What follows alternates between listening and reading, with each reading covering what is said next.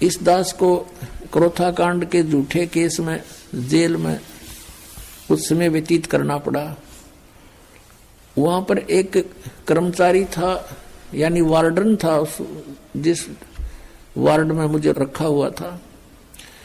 तो वो आते थे, चर्चा करते थे, पूछते थे महाराज कारण क्या हुआ, सब उनको सच्चाई बताते थे। वो भी परिचित हुए सच्चाई से, एक सचमुच आपके साथ तो ये राजनीतिक षड्यंत्र है, हम भी अब बहुत महसूस कर रहे हैं। तो फिर ज्ञान चर्चा होती थी, तो हमने कहा कबीर इज गॉड, ऐसे ऐसे वो अवतरित हुए, कमल के फूल पर आए।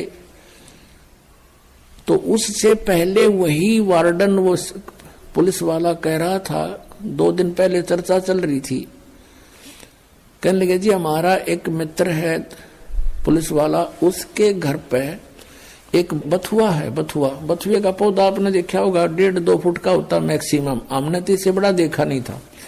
वो बता रहा कि बथुए का पौधा 10 फुट ऊंचा है, 10-11 फुट, और नीचे से उसका पेड़ जो है तना लगभग 3-4 इंच मोटा है, और वो सदाबहार है, यानी पूरे वर्ष वो हरा भरा रहता है, उसके पत्तों का साग बनाकर खाया जाता है। अब हमने तो अविश्वास हुआ नहीं कि होगा, हो सकता कोई बड़ी बात नहीं। अब फिर एक दिन ये चर्चा चली जब इस दास के साथ के भाई परमात्मा कमल के फूल पर आकर विराजमान हुए, तो यहां आकर वो अड़ गया न, बोला जी यह बात नहीं समझ में आती आपकी, और सारी मान लेंगे, लेकिन कमल के फूल पर बालक कैसे रुक सकता, वो तो बिल्कुल पत्ते से होते। मेरे फिर वह बात याद आएगी, मैं कहने लगा भगत एक बात बताओ, आप परसों बता रहे थे कि आपके एक मित्र के घर पर एक बथुआ है, और वो 3-4 इंच मोटा उसका तना है, और 10 फुट ऊंचा लंबा है।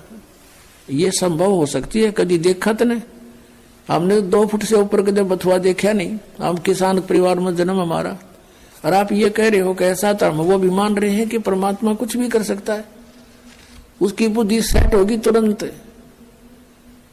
जब एक 10 फुट का बथुआ हो सकता है, तो क्या कमल का फूल इतना स्ट्रॉन्ग नहीं हो सकता जिस पर बालक लौट जाए?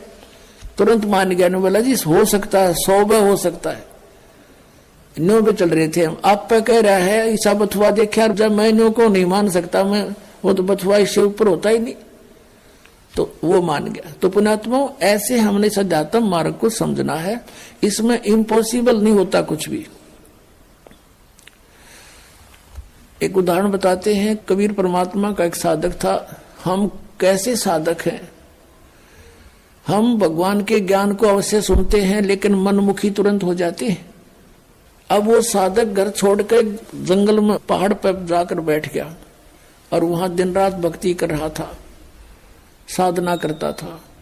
एक दिन वो क्या करता था, वहां से नीचे उतर कर आता था, एक सरोवर था नीचे, थोड़ा पहाड़ से नीचे की तरफ, पहाड़ी पर ही था, बना हुआ था, लेकिन वो और ऊंची पहाड़ी पर रहता था।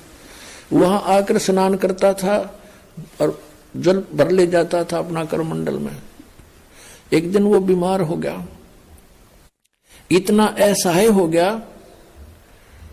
कि वो स्नान करने मुंह धो नहीं सकता था, और मुंह धोए बिना वो भगवान नहीं बच सकता था। इस तरह की अपनी अटकल बना रहा था।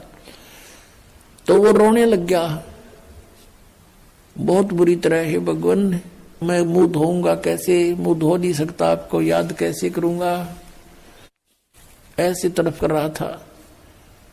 अब कहते हैं दारी मेरे संत की मोह से मिटे नहीं अंश। अब उसके लिए परमात्मा ने क्या किया, इतनी जबरदस्त वर्षा कर दी कि पूरी पृथ्वी पर जल ही जल हो गया, कम से कम 200 400 फुट ऊंचा। और फिर वो जल उस पहाड़ी के निकट पहुंचा जहां वो संत बैठा था। इतना निकट कर दिया वो जल कि उसने ऐसे देखा, अरे जल यहां आ गया, अरे वर्षा इतनी अच्छी होगी। और उसने फिर मुंह धोया, मुंह धोकर पानी पिया। फिर उसने देखा कि ये तो सब कुछ नाश हो गया, प्रलय होगी।